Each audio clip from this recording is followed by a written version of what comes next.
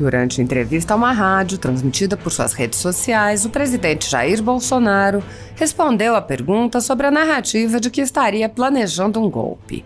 O presidente apontou que vem pedindo eleições livres e transparentes e isso não é golpe. O presidente ironizou a cobertura da velha imprensa, que, com base em fontes anônimas, relatou o suposto conteúdo de sua conversa com o presidente dos Estados Unidos, Joe Biden. Bolsonaro lembrou também: quando eu estava na Rússia, olha o que aconteceu. O Fachin declarou aqui no Brasil que eu fui contratar hackers russos para interferir nas eleições. Questionado sobre a tensão na relação entre os poderes, Bolsonaro questionou os atos de ministros do Supremo Tribunal Federal para perguntar o que causa a tensão.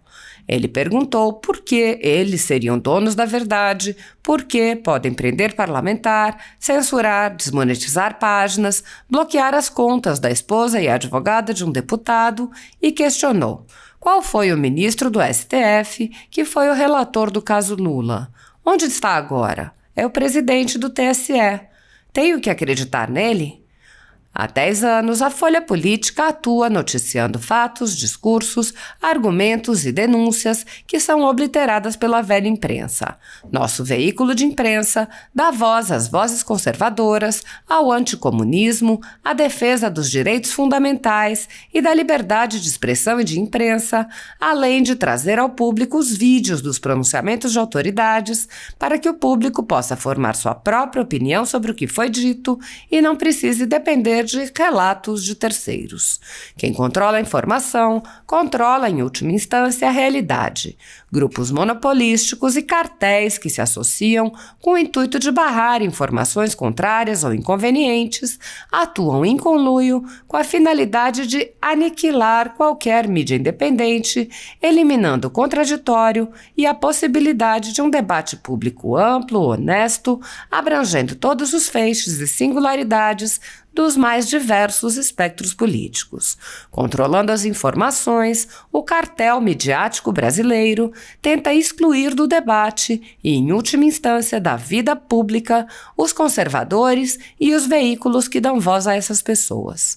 A renda da Folha Política está sendo confiscada a mando do ministro Luiz Felipe Salomão, ex-corregedor do TSE, com respaldo e apoio de Luiz Roberto Barroso e Alexandre de Moraes. A decisão confisca de forma indiscriminada todas as receitas advindas do YouTube, indicando claramente que a intenção não é a de excluir conteúdos específicos, mas sim de calar o canal e eliminar a empresa. Há mais de 11 meses, toda a nossa renda é retida sem qualquer justificativa jurídica.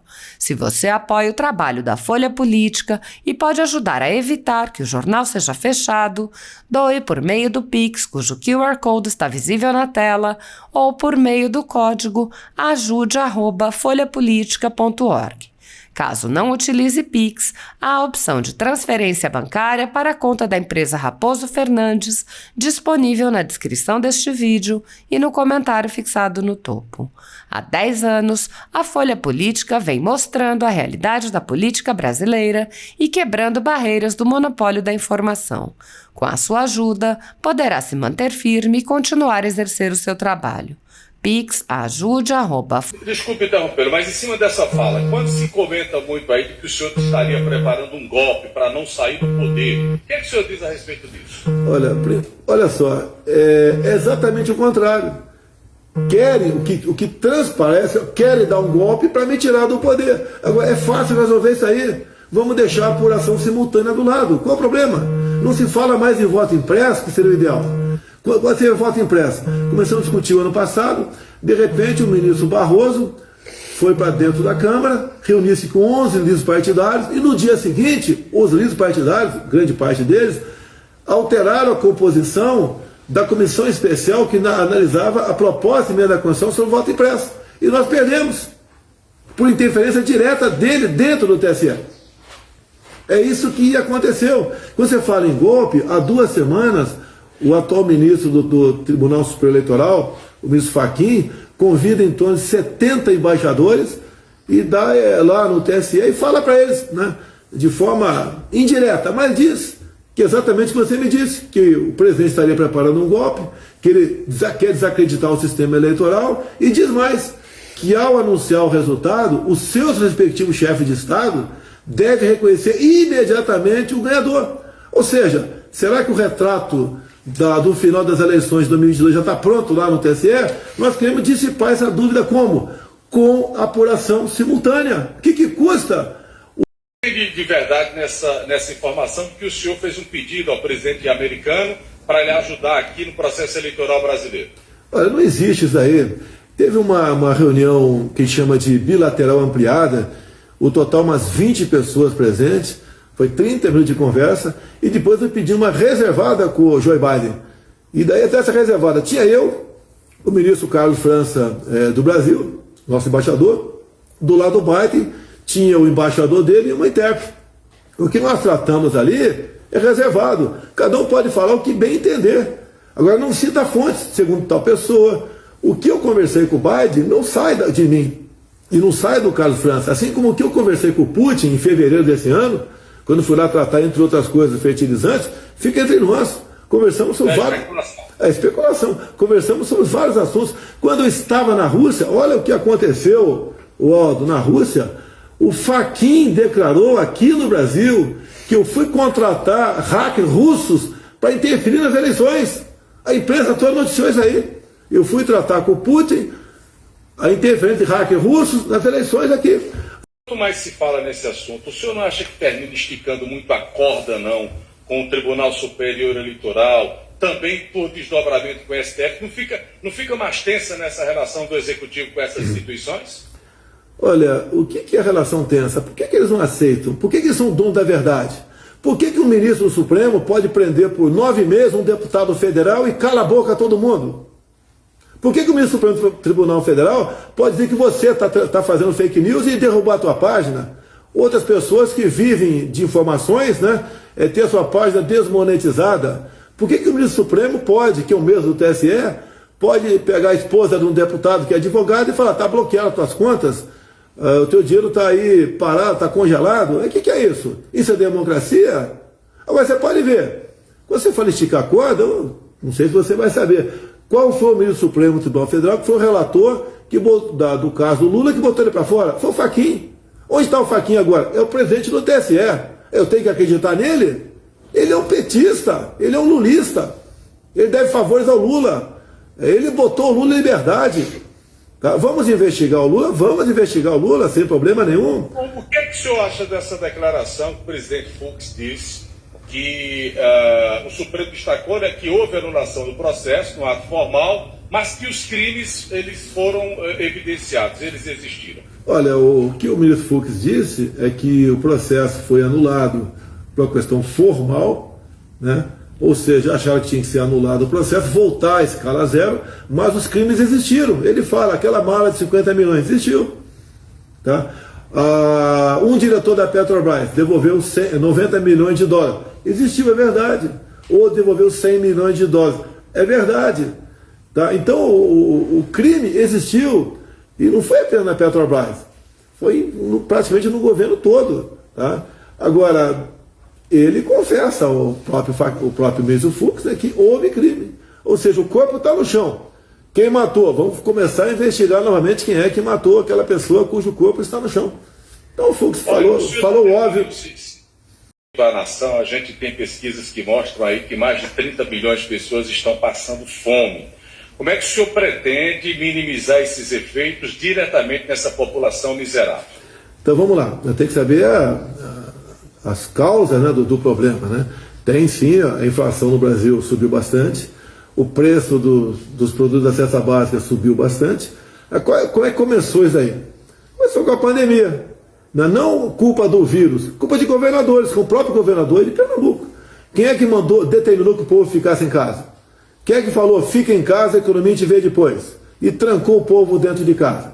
Quem tinha salário fixo, o servidor público, o militar, mesmo em casa não ficaram, muitos não ficaram, mas ganharam seu salário.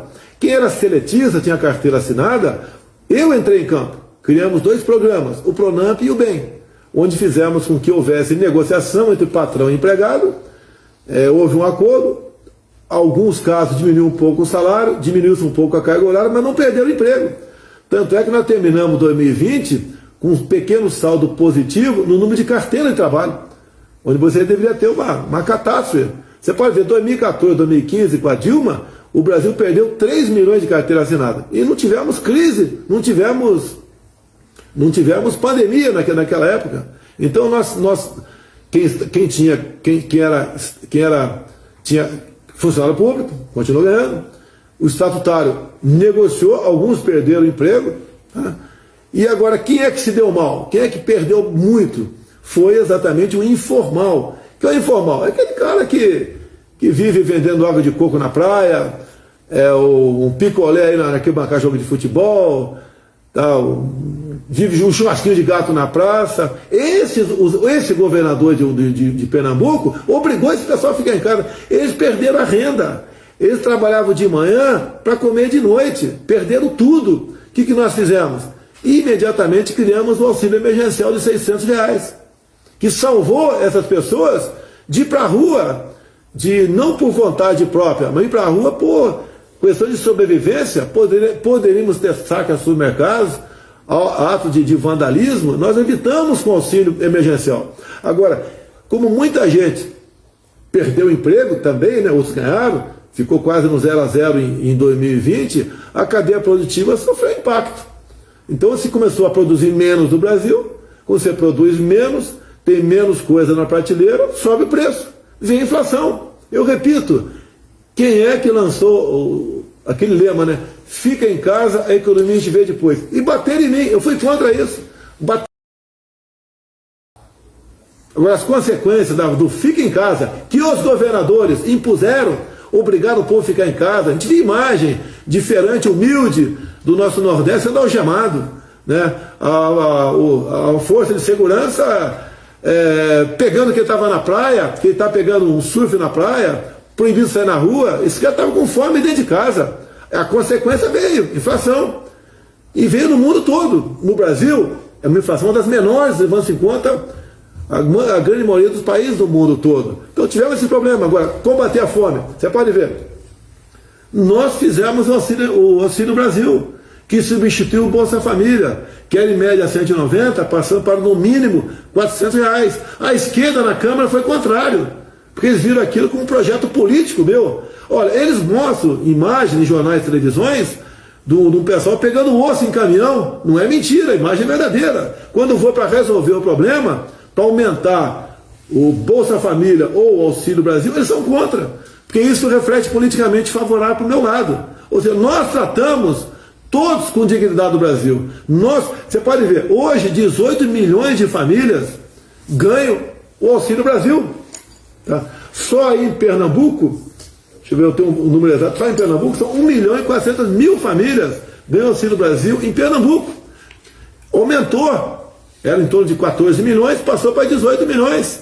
Aumentou sim a pobreza, aumentou pessoas com mais necessidades, aumentou o número dessas pessoas, reconheço, não vou falar que não. Eu estou dizendo o problema. Se Pernambuco, o governo não tivesse fechado, juntamente com o prefeito aí, o número de gente pobre não teria aumentado como aumentou. Agora eles querem culpar o presidente da República?